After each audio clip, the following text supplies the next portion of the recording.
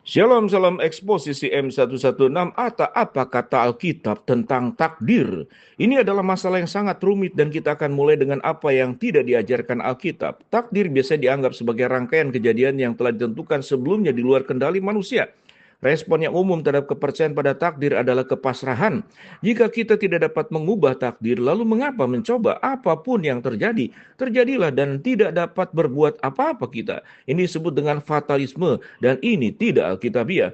Fatalisme adalah premis utama dari agama tertentu yang bukan dari Alkitab yang menuntut penyerahan total kepada kedaulatan Allah. Fatalisme juga dianut secara luas dalam agama-agama lain. Pada kenyataannya ini adalah pandangan hidup fatalistik yang membantu menjaga sistem kasta di negara tertentu yang tetap berlaku. Mitologi Yunani menceritakan tentang Moirai atau takdir, tiga dewi yang digambarkan sebagai penenun kehidupan manusia. Keputusan mereka tidak dapat dibatalkan atau dianulir, bahkan oleh dewa-dewa lain. Sekali lagi, fatalisme bukanlah konsep Alkitabiah. Takdir dan takdir kehendak atau kehendak bebas kita. Alkitab mengajarkan bahwa manusia diciptakan dengan kemampuan untuk membuat pilihan moral dan bahwa ia bertanggung jawab atas pilihan tersebut. Kejatuhan manusia bukanlah peristiwa yang telah ditentukan sebelumnya di mana Adam dan Hawa menjadi korban malang dari Tuhan yang menjadi dalang. Sebaliknya Adam dan istrinya memiliki kemampuan untuk memilih ketaatan dengan berkat yang menyertai atau ketidaktaatan dengan kutukan yang mengikutinya. Mereka tahu hasil dari keputusan mereka dan mereka dimintai pertanggungjawaban. Kejadian pasal 3. Tema tentang dimintai pertanggungjawaban atas pilihan kita berlanjut di seluruh kitab suci. Siapa menabur kefasikan akan menuai malapetaka. Amsal 22 ayat yang ke-8. Setiap jeripaya akan mendatangkan keuntungan, tetapi omong kosong belaka mendatangkan kekurangan. Amsal 14 ayat 23. Maukah engkau bebas dari rasa takut terhadap penguasa? Lakukan apa yang benar, maka engkau akan dipuji. Roma 13 ayat ketiga. Seringkali ketika kita berbicara tentang takdir, itu mengacu pada takdir yang telah orang-orang bawa atas diri mereka sendiri. Banyak orang hidup sebagai seteru salib Kristus dan nasib mereka adalah kebinasaan. Filipi 3:18-19. Inilah nasib orang-orang yang percaya kepada diri mereka sendiri. Mazmur 49:13. Orang yang berbuat zina tidak memiliki keadilan. Siapa yang melakukan menghancurkan dirinya sendiri? Amsal 6 ayat 23. Setiap orang akan dihakimi menurut apa yang dilakukannya. Wahyu 20 ayat 13. Kita berdoa karena kita memilih untuk melakukannya. Kita tidak dapat menyalahkan nasib, kismet, predestinasi, atau Tuhan. Yakobus 1:13-14 mengatakan, ketika dicobai janganlah seorang pun berkata, Allah yang mencobai aku, karena Allah tidak dapat dicobai oleh yang jahat. Dan ia sendiri tidak mencobai siapapun, tetapi tiap-tiap orang dicobai ketika oleh keinginannya sendiri ia diseret dan dipikat. Menariknya, banyak orang yang memilih untuk berbuat dosa merasa terganggu dengan akibat negatif dari dosa mereka.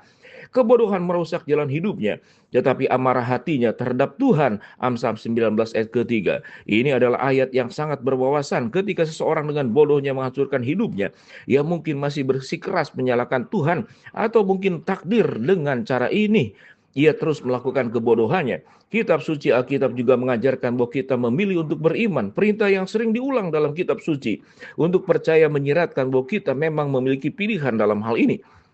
Jangan kau percaya, jangan kau tidak percaya lagi, tetapi percayalah. Yohanes 20 ayat 27, lihat juga Kisah Rasul 16 ayat 31 dan 19 ayat yang keempat. Takdir dan nasib atau kedaulatan Allah.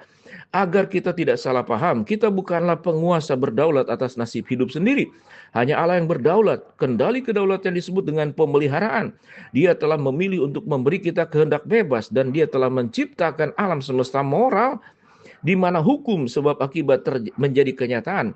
Tetapi Allah adalah Allah sendiri dan tidak ada kecelakaan di dalam alam semesta. Allah yang maha bijaksana dan maha kuasa pasti memiliki rencana. Jadi tidak mengherankan bahwa kita berbicara tentang rencana ilahi, rencana Allah.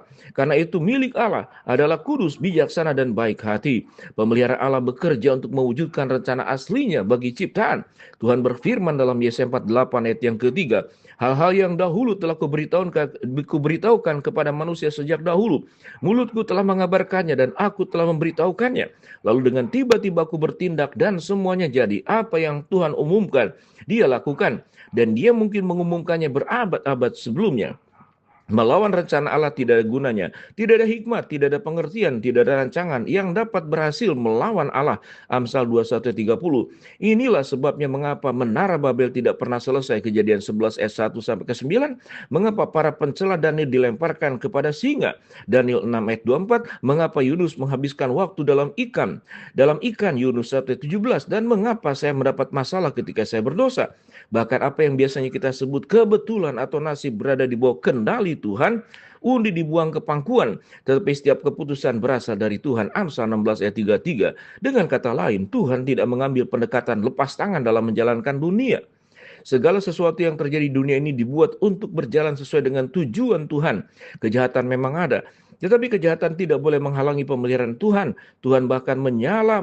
Tuhan juga menggunakan manusia berdosa untuk tujuannya. Hati raja ada di dalam tangan Tuhan seperti batang air yang mengalir kemana ia mau. Amsal 21 ayat 1. Tuhan bekerja di hati orang Mesir. Keluaran 12 ayat 36. Dan Raja Artasasta Esra 7 ayat 27. Untuk mewujudkan tujuannya, bahkan ketika niat manusia murni jahat, Tuhan masih dapat mewujudkan kehendaknya.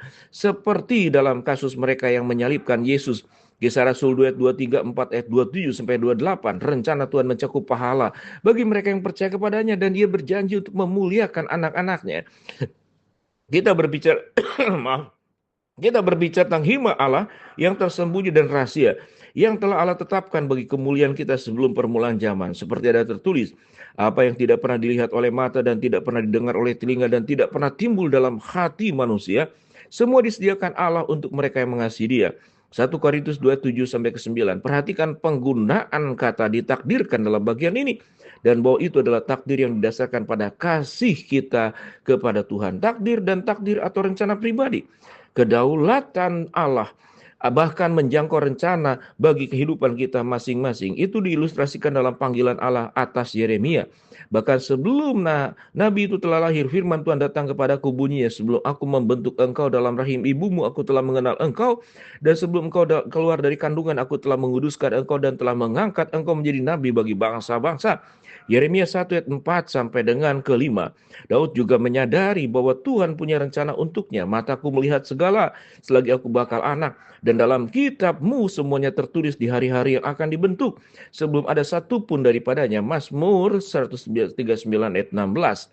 Biarlah ini boleh menjadi memberkati kita tentang takdir. Apakah takdir itu sesuai dengan firman Tuhan? Kita sudah membahasnya. Shalom.